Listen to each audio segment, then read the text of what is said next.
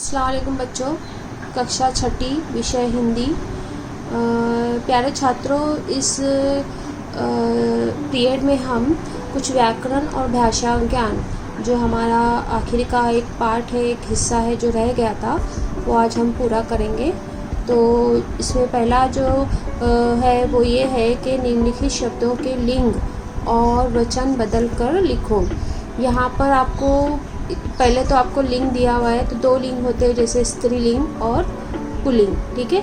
तो इनके फिर उसके बाद उनके जो शब्द दिए हुए हैं, अगर एक वचन है तो उसको बहुवचन करना है, फिर एक वचन पुल्लिंग एक वचन है उसको बहुवचन करना है। जैसे स्त्रीलिंग में, स्त्रीलिंग मतलब जो मादा होते हैं ना, और पुल्लिंग मतलब जो नर होते हैं।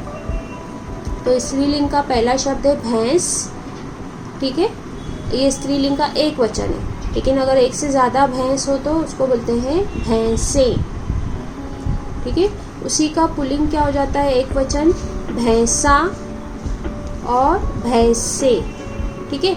इसमें भैंसे और भैंसे में क्या अंतर है, तो आप देखो कि यहाँ पर भैंसे के ऊपर से के ऊपर भी यहाँ अनुस्वर लगा है, लेकिन यहाँ पर से के ऊपर अनुस्वर नहीं लगा है, मतलब भैंस का भैंसे ही हो जाएगा और भैंसा का भैंसे हो जाएगा, ठीक है। बिल्ली, बिल्लियाँ, तो बिल्ली का स्त्रीलिंग है, उसका पुल्लिंग क्या होता है, बिलाव।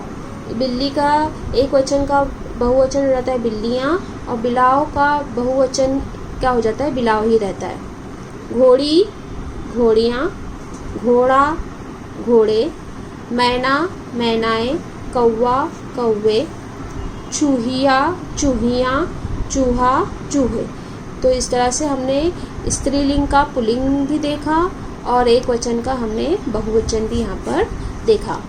प्यारे बच्चों, इसके बाद आपको पृष्ठ क्रमांक 14 को देखना है, ठीक है। तो आपको अपनी पुस्तक में पृष्ठ क्रमांक 14 पर एक चित्र दिखाई दे रहा है। इस चित्र में से आपको शब्द तैयार करना है, लेकिन शब्द तैयार करते वक्त आपको किस बात का ध्यान रखना है कि जो चित्र है, पहला जो चित्र है उसका आपको पहला अक्षर लेना है और दूसरे चित्र का आपको अंतिम अक्षर लेना है। यानी आपको अगर शब्द बनाना है तो पहले आपको चित्र पढ़ना होगा, चित्र पढ़ने के बाद इसका पहला अक्षर और इसका अंतिम अक्षर यानी आखिरी अक्षर आपको लेना होगा। जैसे पहला चित्र किसका है, कमल का, तो इसका पहला अक्षर क्या होगा, क। यहाँ पे चित्र क्या है, आम का, तो इसका आखिरी अक्षर क्या होगा, म। और बीच में वर्ण दिया हुआ है ल, तो नया शब्द क्या बन जाता है, क ल म, ठीक है। वैसे ही यहाँ पे ये है कागज, तो पहला अक्षर क्या आ जाता है, का, जो यहाँ पर है, और ये है महल, तो इसका ल आखिरी अक्षर है, तो बन जा रहा है शब्द काजल।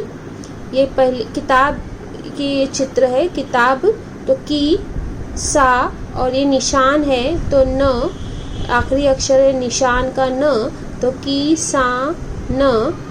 यह कीला है तो की, म दिया हुआ है, ये 7 नंबर है, संख्या 7 दी हुई है, तो इसका आखिरी अक्षर है त, शब्द बनता है कीमत। ये है कुल्हाड़ी का कु, टी तो दिया हुआ है, 4 का र, तो कु टी र शब्द बन रहा है, ठीक है। यहाँ पर ये कूड़ादान है तो उसका कु, क तो दिया हुआ है। ये झरना है तो झरना का ना, तो शब्द बनता है कूकना।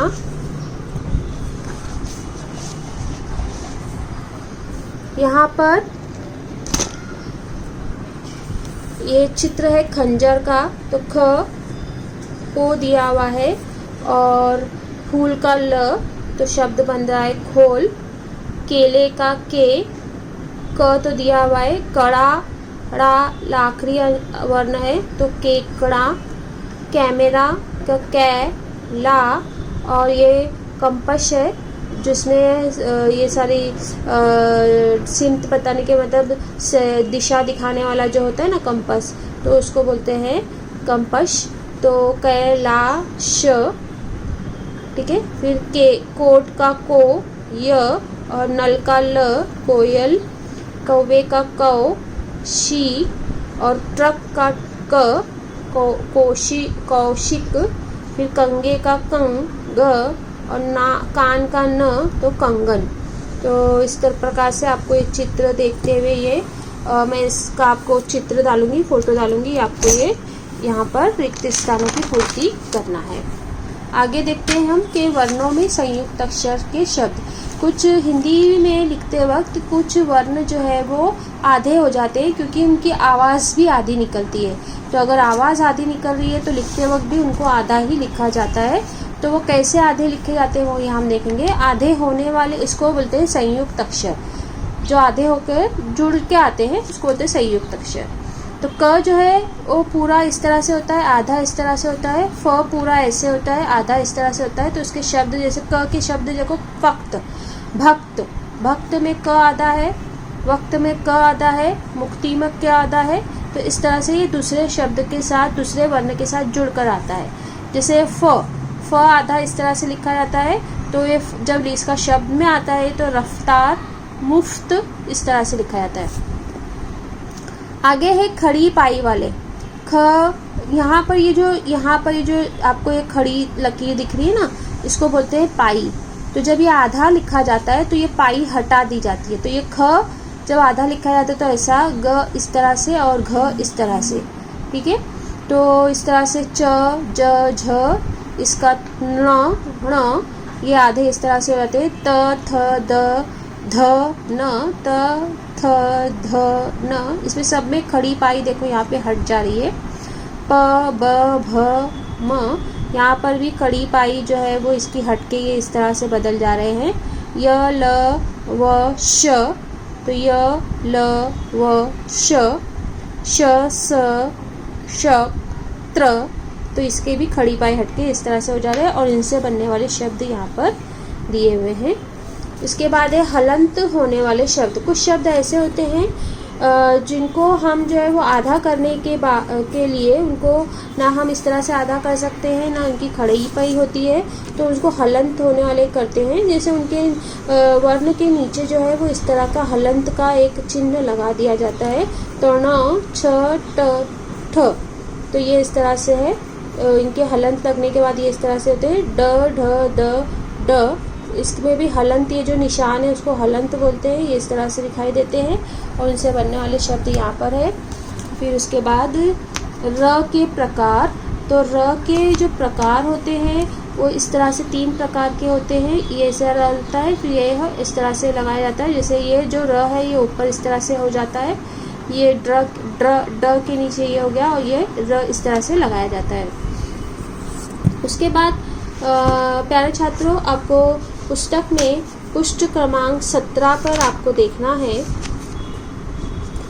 एक चित्र आपको दिखाई दे रहा है पृष्ठ क्रमांक 17 पर। ये चित्र है। इस चित्र में कुछ चित्र के ऊपर नाम लिखे हुए हैं। उन नाम को आपको लिखना है यहाँ पर और उनके अंदर जो आधे होने वाले वर्ण हैं वो लिखना है। और उसके बाद वो वर्ण, आधे वर्ण अगर पूरे होंगे तो कौन से वर्ण होंगे वो आपको यहाँ पर लिखना है, ठीक है। तो गिद्ध में द है, ये हलंत होने वाला है, ये द है। लकड़ बग्गा में ग जो है वो खड़ी पाई यहाँ पे हटा दी गई है। फ्लैमिंगो में भी आधा होने वाला है और यहाँ पे र की आधी प्रकार है। यहाँ पे हलंत होने वाला ट है, यहाँ पे खड़ी पाई हटा दी गई है त की। यहाँ पे ये क जो है वो वर्ण आधा किया गया है। यहाँ पे र का आधा प्रकार है, यहाँ पे भी र का एक प्रकार है, यहाँ पे त का खड़ी पाई हटा दी गई है। तो इस तरह से ये हमको लिखना है। मैं इंशाल्लाह जब जूम पे आपका लेसन लूँगी तो इन चीज़ों को और भी अच्छी तरह से आपको समझाया जाएगा। अल्लाह हाफिज़।